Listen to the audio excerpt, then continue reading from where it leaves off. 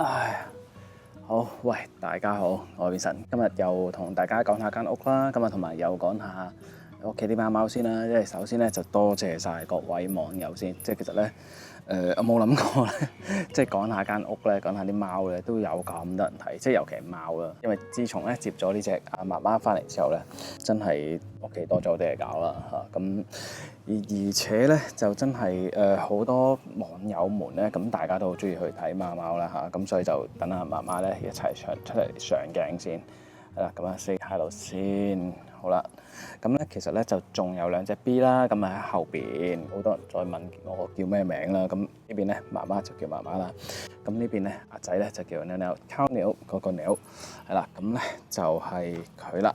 咁大家咧而家都係2-3個月大啦，不過佢咧就尋日就唔係好舒服啦，尋日就肚屙啦嚇，因為我見到咧有啲貓砂上面咧都有啲軟劈劈嘅好稀嘅爛屎啦嚇，唔知佢哋食咗啲乜啦，咁都係食咗啲魚同埋食咗啲零食，但係媽媽同埋姐姐咧咁就冇事嘅，咁啊得佢就屙咗啲爛屎出嚟。咁因為佢哋而家咧就會喺外邊去屙屎啦，咁所以咧就出邊個貓砂盤咧都引咗好多烏蠅翻嚟，咁所以就我都要諗下辦法去解決。咁另外再介紹埋另外一隻貓 B 啦，咁貓 B 咧就係喺後邊，等等先啦，喂，捉唔到添。今日咧就唔係介紹啲貓嘅，咁啊最主要咧就係真係都想講翻我而家喺呢邊個生活係點啦，因為我呢邊有好多唔同嘅鄰居喺度住緊啦，咁大部分咧其實都係泰國人嚟嘅，但係因為呢邊咧都多咗好多外國人住啦，咁所以咧其中我同佢買車嗰個咧德國人，另外咧我隔離嗰邊咧嗰個咧就係烏克蘭人嚟嘅，但係就即係近期有少少一啲唔係好愉快嘅經驗啦，咁最主要咧就係我一開始入嚟嘅時候咧，咁其實咧我係要打理間屋啦。咁但係我係執緊啲垃圾掉咗去我門口嘅垃圾站嘅時候咧，咁其實都見到有一啲死咗嘅麻雀仔啦、麻雀 BB 嘅屍體啦。以我嘅經驗嚟講咧，咁泰國人咧其實佢哋都唔會去殺害啲動物啦，咁唔會傷害啲動物啦，因為佢哋大部分都係信佛啦，咁所以咧我就覺得好奇怪。咁隨後咧我就將嗰一啲嘅麻雀嘅屍體啦，咁就埋葬咗喺個後花園度。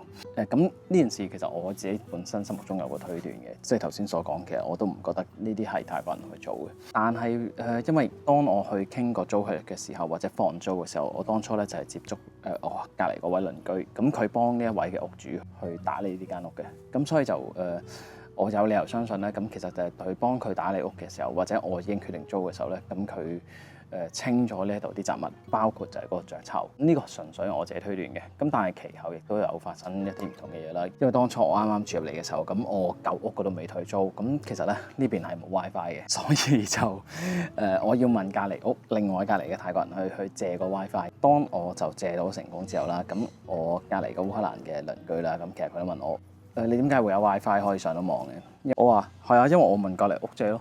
咁佢就話：喂，你俾埋個 WiFi 個 password 俾我啦。喂，人哋佢借俾我啫，唔代表佢借埋俾你噶嘛，係咪先？咁所以我就去婉拒咗佢啦。去到近日啦，咁而家都住咗2個月啦。咁我都已經有我自己個 WiFi 啦。因為當初佢早幾年佢係因為俄烏戰爭，咁佢係同埋佢太太同埋佢個小朋友咁一齊過咗嚟嘅。咁但係佢哋唔係住呢邊，即係佢個阿仔同埋個老婆佢唔係住呢邊，佢哋就住喺另外一個嘅 condo。因為佢近日佢嗰個嘅學生簽證佢就完啦嚇，住咗1年。咁所以咧佢而家就要打算去申請一個叫做 DTB 嘅簽證啦。DTB 嘅簽證咁其實基本上咧就係你銀行有50萬存款，你證明到你有海外收入咧，咁你就可以俾1萬泰銖咧，就可以喺度留5年噶啦。咁但係個問題就係佢銀行戶口冇咁多啦，咁佢要過去柬埔寨1個月，佢就同我提出咧就話：喂，不如咁啦，阿 Vincent，因為我要離開去柬埔寨1個月，咁不如咧你幫我轉10萬泰銖去佢個戶口啦，佢用佢架電單車去做抵押啦。即係佢嗰架係OK 嘅，即係我諗都有10萬8萬嘅嗰架電單車。咁但係我點解咁做？你擺低架電單車喺我屋企冇意思嘅喎。第一，我有電單車啦；第二，你個名冇轉落我度嘅喎，即係我哋冇簽任何文件嘅喎。咁點解你擺架電單車喺嗰度就當係做抵押咧？但係即係最重要一件事，其實如果你翻到嚟你賴皮嘅，咁點算咧？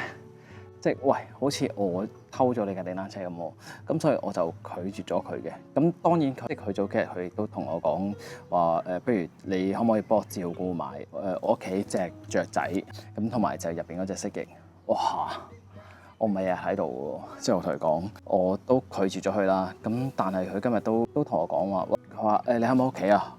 幫我換水同埋幫我餵雀啊！嚇！即係我心諗，我冇應承過你嘅喎，因為今日都係要交租啦嚇，咁所以咧我就同埋個屋主講啦，我話哇，其實真係冇掂喎，喂個鄰居又問我借錢，又話要幫佢去打理家務。咁其實佢之前我都問過佢嘅，我話咁之前咁邊個去幫你照顧啊？佢話揾個 secure。我話咁你俾幾錢佢？我冇俾啊。哇！跟住又嫌人蠢啦，跟住又唔肯啦。另外就佢屋企入邊嗰啲花園咧，咁其實佢入邊有啲雜草咧，佢都係叫屋主揾人過嚟去打理，咁但係都係冇俾咗錢嘅。咁哇，我覺得真係好危險。即係其實如果我要咁嘅情況底下，我借錢俾佢，跟住就你冇還啦，跟住就好多唔同嘅原因，再加上我要去幫你照顧寵物，咁如果你寵物真係有 touch wood 有啲咩出咗咩事嘅，咁我就好麻煩，呢個要負責噶嘛。咁所以就我覺得我都幾失望，即係其實我係嗰啲咧，我係 support Ukraine 嗰啲嚟噶嘛。你哋係因為你屋企係有戰爭發生，咁我覺得我可以幫到你嘅。咁但係你做人個基本係咪即係一定係咁咧？即係我覺得如果你話泰國人佢哋係好心，佢哋願意幫忙嘅，我覺得可以嘅，冇問題嘅。咁但係你唔可以因為利用人哋嘅好心去 take advantage 啊嘛。即係我覺得呢樣嘢係非常之唔合理。咁同埋仲有一樣嘢，佢都之前同我講過，佢都有問過我，即係我啲貓幾多錢咯？點解要問我啲貓幾多錢？即係值唔值錢啊？即係咁如果值錢嘅，咁會點啊？如果唔值錢嘅，咁會點啊？你係打算去賣啊，定係咩？即係佢個心裏邊都係有咁諗嘅。即係佢都話喂佢第時都可以賣咗佢啦。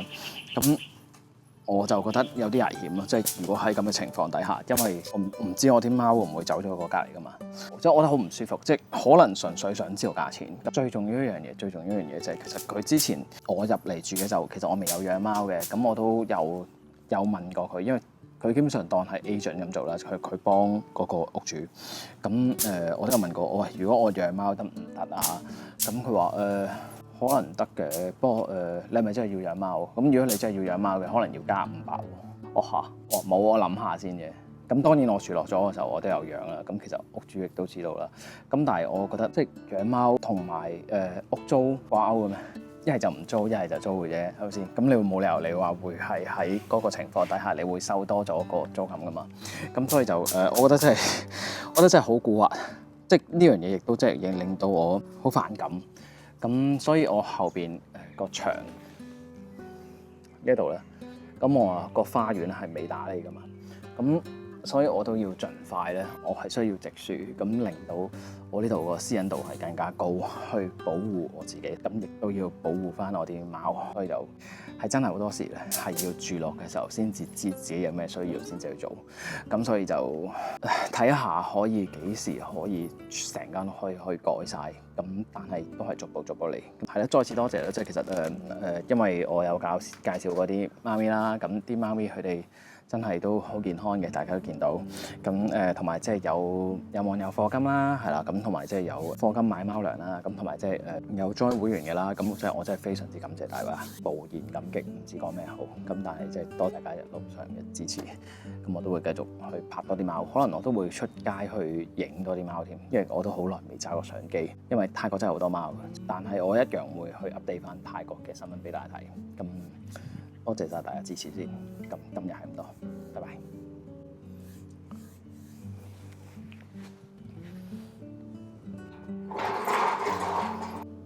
又匿咗喺車底啦，唉，阿媽出去咧，佢哋就全部都匿埋晒喺車底。媽媽，你又帶佢哋出嚟？